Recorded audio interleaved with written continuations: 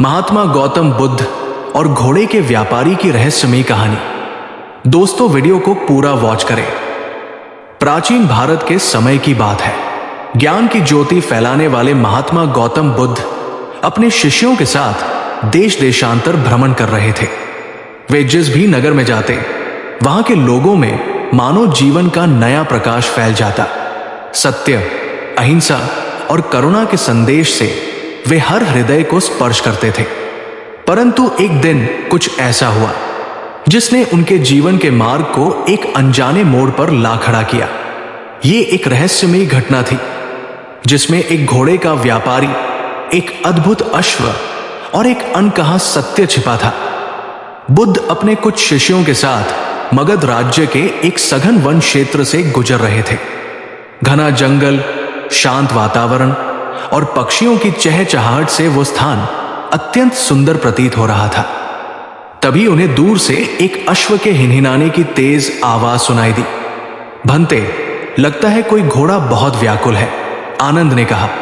बुद्ध ने ध्यान लगाकर सुना और उत्तर दिया, हां आनंद, इसमें व्यथा की पुकार है। चलो देखते हैं। थोड़ी दूर पर एक व्यक्ति एक अत्यंत सुंदर लेकिन व्याकुल घोड़े को संभालने की कोशिश कर रहा था। घोड़ा सफेद रंग का था। उसकी आंखों में भय और असहायता थी। वो आदमी महंगे वस्त्रों में था और उसके चेहरे पर घबराहट साफ झलक रही थी। आप कौन हैं और ये घोड़ा इतना व्याकुल क्यों है? बुद्ध ने शांत स्वर में पूछा। वो आदमी चौंक गया। उसने विनम्रता से उत्तर दिया, मेरा नाम सोमनाथ है। मैं एक घोड़ों का व्यापारी हूं। यह मेरा सबसे कीमती घोड़ा है नालेश्वर, परंतु पिछले 3 दिनों से यह किसी अज्ञात डर से कांपता रहता है। खाना नहीं खा रहा, सो नहीं रहा। मैंने वैद्य, ज्योतिष, यहां तक कि तांत्रिकों से भी सलाह ली, पर सब व्यर्थ रहा। बुद्ध कुछ क्षण चुप रहे। उन्होंने ध्यान से घोड़े की आंखों में देखा, जैसे वे उसकी आत्मा में झांक रहे हों। फिर उन्होंने मुस्कुराते हुए कहा, यह घोड़ा कुछ कहना चाहता है, पर कोई उसे सुन नहीं पा रहा। क्या तुम मुझे एक रात्रि इस घोड़े के साथ बिताने की अनुमति दोगे? सोमनाथ ने आश्चर्य से बुद्ध को देखा। परंतु भंते, आप एक महापुरुष हैं। यह घोड़ा कभी कभी हिंसक हो उठता है, आपको चोट भी लग सकती है। बुद्ध ने शांत स्वर में कहा, जिसे अपने क्रोध से अधिक किसी और की पीड़ा का ध्यान हो, उसे चोट नहीं लगती। उस रात बुद्ध ने घोड़े के पास बैठकर ध्यान लगाया। घोड़ा पहले तो कांपता रहा, लेकिन जैसे जैसे रात बढ़ी, वो धीरे धीरे शांत होता गया। आधी रात के समय अचानक बुद्ध की आंखें खुली और उन्होंने बहुत गहरी दृष्टि से घोड़े के कान के पास कुछ कहा। सुबह जब सब लोग जागे तो देखा कि नालेश्वर पूरी तरह शांत था। वो घास भी खा रहा था, पानी भी पी रहा था और बुद्ध के चरणों में सिर झुकाए खड़ा था। सोमनाथ विस्मय में पड़ गया। यह कैसे संभव है? आपने क्या किया भंते? बुद्ध बोले, मैंने इस घोड़े से एक प्रश्न पूछा था और मुझे उत्तर मिल गया। यह सुनकर सब चौंक गए। एक घोड़ा उत्तर कैसे दे सकता है? एक शिष्य ने पूछा। बुद्ध बोले, कभी कभी मौन सबसे ऊंची भाषा होती है, लेकिन इसका उत्तर केवल मौन में नहीं, इसके हृदय में छिपा था। फिर उन्होंने एक रहस्य खोलना शुरू किया, जिससे सब स्तब्ध रह गए। यह घोड़ा इस जन्म में केवल एक पशु नहीं है, यह पूर्व जन्म में एक मनुष्य था, एक सेनापति। इसका नाम था नलराज। वो एक अत्यंत वीर और बुद्धिमान योद्धा था, परंतु लोभ ने उसे अंधा कर दिया था।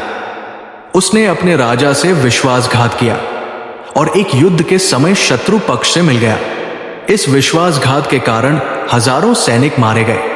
राजा ने उसे युद्ध में ही पकड़वाकर मृत्युदंड दे दिया, लेकिन उसकी आत्मा को शांति नहीं मिली।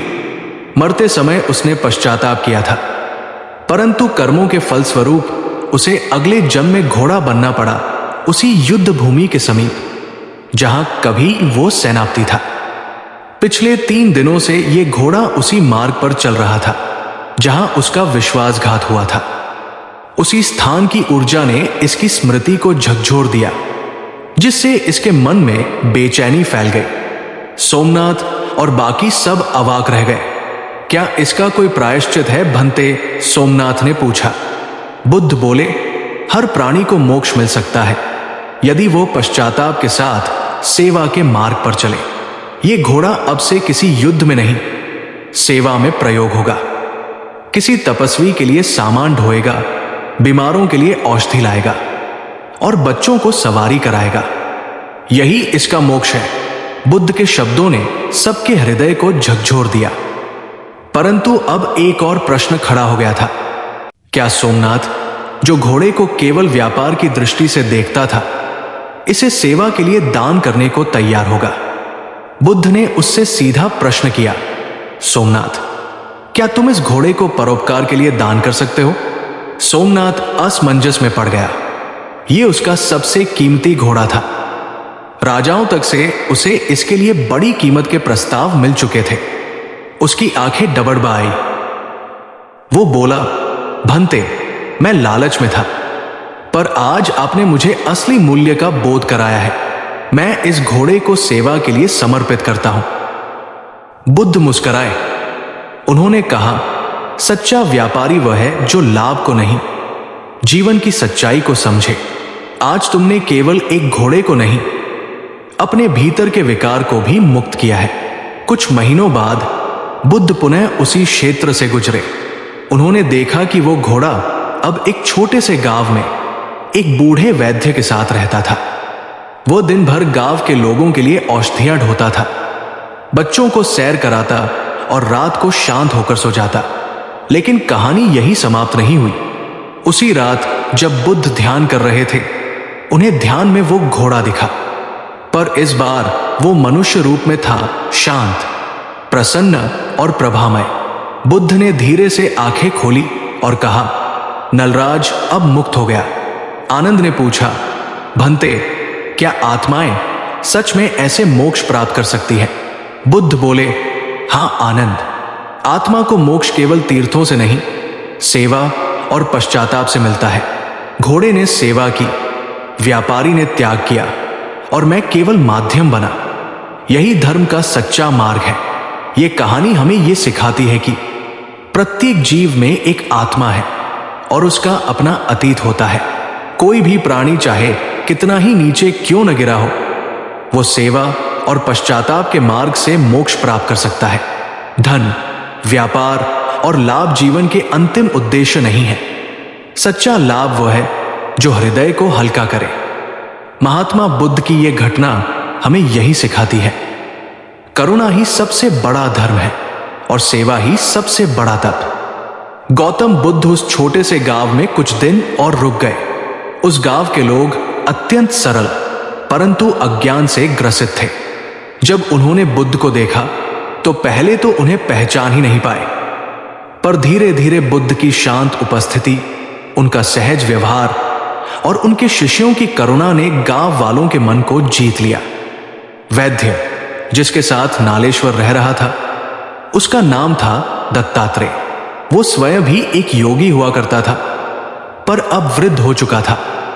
बुद्ध ने जब उससे पहली बार बात की तो दत्तात्रेय ने कहा, भंते, जब ये घोड़ा मेरे पास आया तब मैं भी निराशा में जी रहा था। अब यही मेरा सहारा बन गया है। जैसे ये घोड़ा सेवा कर रहा है, वैसे ही मैं भी अपने शेष जीवन में दूसरों के लिए जीना चाहता हूं। बुद्ध मुस्कुराए और बोले, जब हम दूसरों के लिए जीना आरंभ करते हैं तभी जीवन का उद्देश्य स्पष्ट होता है, और जब उद्देश्य स्पष्ट हो जाए तब जीवन एक तप बन जाता है, और तप मोक्ष की सीढ़ी है। उधर सोमनाथ ने अपने जीवन की दिशा ही बदल दी थी। उसने घोड़ों का व्यापार बंद कर दिया। उसने अपने धन का उपयोग गांव गांव जाकर घायल पशुओं के इलाज, भूखे लोगों की सेवा और साधुओं की सहायता में करना शुरू किया।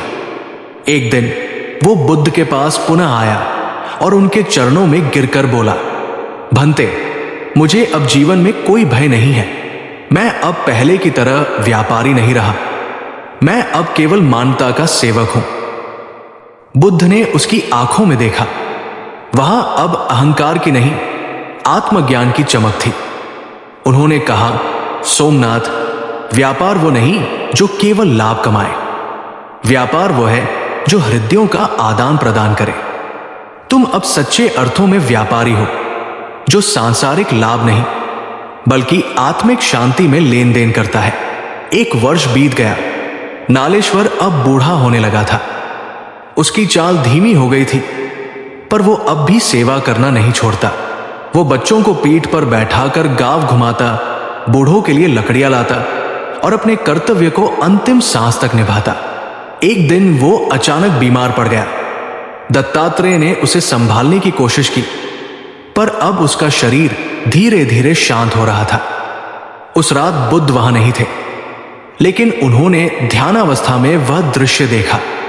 सुबह समाचार आया कि नालेश्वर ने अंतिम सांस ली, लेकिन उसकी मृत्यु साधारण नहीं थी। उसने जाते जाते सभी बच्चों के सिर को सूंघा, वैद्य के हाथ को चूमा और फिर आकाश की ओर देखते हुए शांत हो गया। गांव भर में शोक की लहर दौड़ गई, पर बुद्ध के आने पर उन्होंने जो कहा उसने सबको चौंका दिया। रो मत, आज वो घोड़ा नहीं मरा, एक आत्मा ने मुक्ति पाई है। आज से वो आत्मा पुनः मानव जन्म में आएगी, परंतु इस बार एक साधु के रूप में। जिसने सेवा में जीवन बिताया वो अब सेवा में जन्म पाएगा। ये उसका मोक्ष नहीं, उसका पुनर्जन्म है, ज्ञान के साथ। बुद्ध के प्रिय शिष्य आनंद ने उनसे एक दिन पूछा, भंते, क्या घोड़े की आत्मा अब बुद्ध मार्ग पर चलेगी? बुद्ध मुस्कुराए, आनंद, जब कोई आत्मा बिना किसी स्वार्थ के सेवा करता है वो पहले ही धर्म के मार्ग पर चल रहा होता है। उसका अगला जन्म केवल औपचारिकता है। वो आत्मा अब मुक्त है, केवल शरीर का परिवर्तन होना शेष है। दोस्तों, वीडियो को लाइक भी करते चले। आनंद ने आगे पूछा, क्या हम उस आत्मा से कभी मिल पाएंगे ना? बुद्ध ने उत्तर दिया, सत्य साधक सदा मिलते हैं, भले ही अलग शरीरों में, पर एक ध्येय से। नालेश्वर अब नालेश्वर नहीं रहेगा, पर उसकी सेवा, उसका तप, वो अमर रहेगा। 20 वर्षों बाद उसी गांव में एक बालक जन्मा। उसका नाम रखा गया धवल। वो बचपन से ही पशुओं से अत्यंत स्नेह करता। वो बिना सिखाए ही घोड़ों को समझ लेता था। उसकी आंखों में एक ऐसी गहराई थी जो उसकी उम्र से कहीं अधिक अनुभवी लगती थी। एक बार बुद्ध के अंतिम दिनों में जब वो अपने अंतिम उपदेश देने कुशीनगर जा रहे थे, वही धवल अब किशोर हो चुका था। वो बुद्ध को देखने गया और उनके चरणों में गिर पड़ा। बुद्ध ने उसकी आंखों में देखा और एक शांत मुस्कान उनके चेहरे पर फैल गई। स्वागत है नालेश्वर, उन्होंने मन ही मन कहा। फिर धवल के सिर पर हाथ रखते हुए बोले, तुम्हारा मार्ग पूर्व जन्म से ही निर्धारित है, अब आगे की यात्रा तुम्हारी। परंतु ध्यान रहे, ये जन्म केवल कर्म का फल नहीं, कर्तव्य का आरंभ है। इस रहस्यमय और प्रेरणात्मक कथा से हम जो सीख सकते हैं वो अत्यंत गहरा है। पुनर्जन्म और कर्मों का प्रभाव। हम केवल वर्तमान शरीर नहीं, हमारी आत्मा एक सतत यात्रा पर है। सेवा ही मोक्ष का मार्ग है। पश्चाताप और सेवा मिलकर आत्मा को मुक्ति दिला सकते हैं। हर प्राणी मूल्यवान है, चाहे वो घोड़ा हो या मनुष्य। हर एक आत्मा का अपना स्थान है, अपना संघर्ष है। त्याग सबसे बड़ी व्यापारिक बुद्धि है। जिसने मोह को त्यागा वही सच्चा लाभ कमाता है। गौतम बुद्ध की यह कथा केवल एक घोड़े और व्यापारी की नहीं है, ये हर उस आत्मा की कहानी है जो अंधकार से प्रकाश की ओर बढ़ना चाहती है। तो दोस्तों, आपको हमारी ये वीडियो कैसी लगी, इसे लाइक करें। धन्यवाद।